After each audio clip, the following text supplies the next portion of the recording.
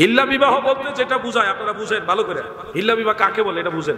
ইসলাম ধর্মে যেই হিল্লা বিবাহর কথা বলা হচ্ছে, এই বিবাহের সাথে এই হুজুররা যেটা আকাম কুকাম করছে কয়দিন আগে, এটার কোনো সম্পর্ক।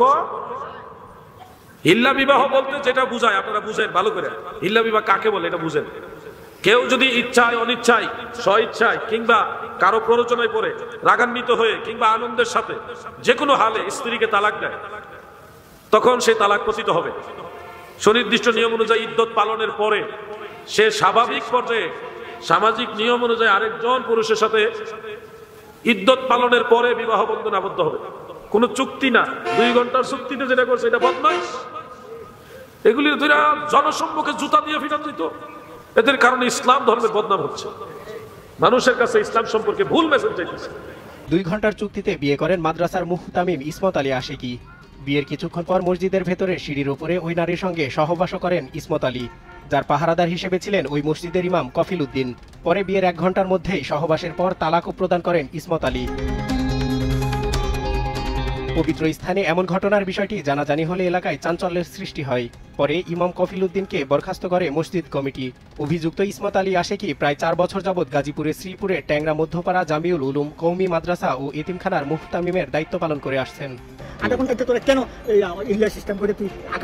সরজমিনে গেলে ঘটনার সত্যতা পাওয়া যায়। ভুক্তভোগী সূত্রে জানা যায়, নোয়াখালীর এক গৃহবধূকে ঝগড়াঝাটির পর তার স্বামী তাকে 3 তালাক প্রদান করেন। পরে ওই ব্যক্তির স্ত্রীকে চাচাতো ভাইয়ের নিকট গাজীপুরের শ্রীপুরে পাঠানো হয় বিজ্ঞ আলেমদের সঙ্গে পরামর্শ করার জন্য।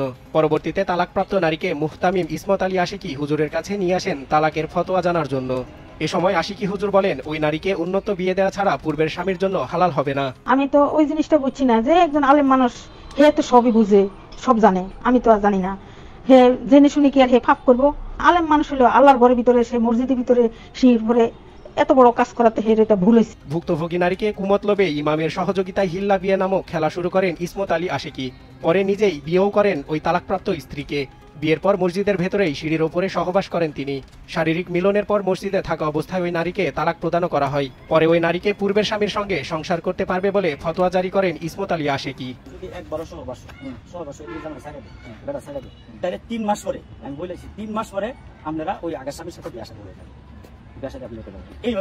এ বিষয়ে অভিযুক্ত ইসমত আলী আশিকের কাছে জানতে চাইলে তিনি সম্পূর্ণরূপে অস্বীকার করে বলেন, আমার নিকট তারা এসেছিল, পরে অনুরোধ করলে আমি ওই নারীকে আরেকজনের মাধ্যমে হালাল করে দিয়েছি। কার সঙ্গে হালাল করা হয়েছিল এমন প্রশ্নের উত্তরে তিনি বলেন, ভুক্তভোগী ওই নারীর স্বামী বিস্তারিত শুনে আলেমদের সাথে পরামর্শ করলে জানতে পারে চুক্তিভিত্তিক হিল্লা বিয়ে শরীয়ত সম্মত নয়। আসলে মসজিদের ভিতরে সহবাস, মসজিদের যে সীমানা অর্থাৎ যেখানে মানুষ নামাজ আদায় করেন বা এরিয়া যেটা, সেই জায়গাগুলোর মধ্যে এই কাজটা করা সম্পূর্ণরূপে গর্জিত কাজ। কারণ মসজিদ পবিত্র জায়গা এবং সেখানে মানুষ নামাজ পড়বেন, সেজদা দেবেন। যেহেতু মসজিদের পবিত্রতার ক্ষেত্রে এই ব্যাপারটি সম্পূর্ণরূপে অনুচিত কাজ, সেই জন্য যারা এই কাজটি করেছেন এটা সম্পূর্ণরূপে একটি খারাপ এবং ইসলাম বিবর্জিত একটি কাজ করেছেন। মসজিদ পবিত্র স্থান, এটি শুধুমাত্র ইবাদতের জায়গা। সেখানে সহবাস করার ঘটনায় জড়িত থাকার বিষয়টি জানাজানি হলে ইমাম কফিল উদ্দিনকে তাৎক্ষণিকভাবে বরখাস্ত করা হয়। এই বিষয়ে ম্যানেজিং কমিটির সাধারণ সম্পাদক আনোয়ার হোসেন বলেন, বিষয়টি নিয়ে ম্যানেজিং কমিটির সবাইকে নিয়ে মিটিং করে সিদ্ধান্ত গ্রহণ করা হবে। হিল্লা বিবাহ মানে কি আপনি যদি তালাক দিয়ে দিয়েছেন, 3 তালাক হয়ে গেছে, এখন আপনি আবার আপনার স্ত্রীকে চাইতেছেন, হবে না। ইদ্যত পালনের পর আপনার স্ত্রী স্বাভাবিক নিয়মে সামাজিক সিস্টেমে আরেকজন পুরুষের সাথে সুনির্দিষ্ট নিয়মে বিবাহ বন্ধনে আবদ্ধ হবে, কোন চুক্তিতে না, ওনার সাথে সংসার করার নিয়তে। আপনি গেলেন তো মাঝখানে ধসকায় গেলেন, ওই লোকে বিবাহ শাদী করে আপনার স্ত্রীকে নিয়ে সংসার করবে, এখন আপনার স্ত্রী না, এখন ওনার স্ত্রী। সংসার করতে থাকবে, এটা 2 বছর হতে পারে, 10 বছর হতে পারে, 20 বছর হতে পারে, একেবারে ইন্তেকালের আগ পর্যন্ত হতে পারে। ওনার কোনো টাইম নাই। আপনি যেমন আগে স্ত্রী হিসেবে সংসার করছেন, উনিও স্ত্রী হিসেবে সংসার করবে। বাই চান্স 4 বছর সংসার করার পরে আবার তাদের মধ্যে ঝগড়া হয়ে তালাক হয়ে গেছে, ইচ্ছা করে না, কোনো চুক্তিতে না, স্বাভাবিক। আপনি যেমন সংসার করছেন, উনিও সংসার করার পরে ঝগড়া হয়ে 2-4 বছর পরে, 8-10 বছর পরে আবার তালাক হয়েছে। ইদ্যত পালনের পরে আপনি যেটা আবার ওনাকে বিয়ে করতে পারেন, এইটারে কয় হিল্লা বিয়া। বুঝছেন না?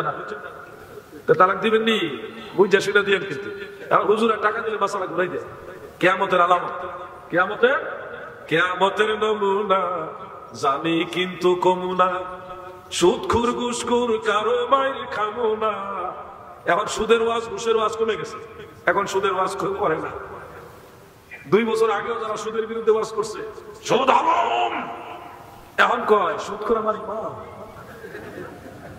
কোথায় গেছে অবস্থা? এগুলি হলো কি আমাদের আলামত। এদিকে সবার আগে আল্লাহ জাহান্নামে পাঠাইবে, জাহান্নাম উদ্বোধন করবে এগুলো। কথা বুঝছেন? খবরদার, সুদ আগে যেমন হারাম এখনো হারাম, কিয়ামত পর্যন্ত হারাম। ঠিক কিনা বলে? সুদের ওয়াজ করছি গত 1 মাস, ইচ্ছা করে করছি সুদের ওয়াজ, 20 লাগাই করাইছি। যাই হোক, আপনাদের বললাম এটুকুই।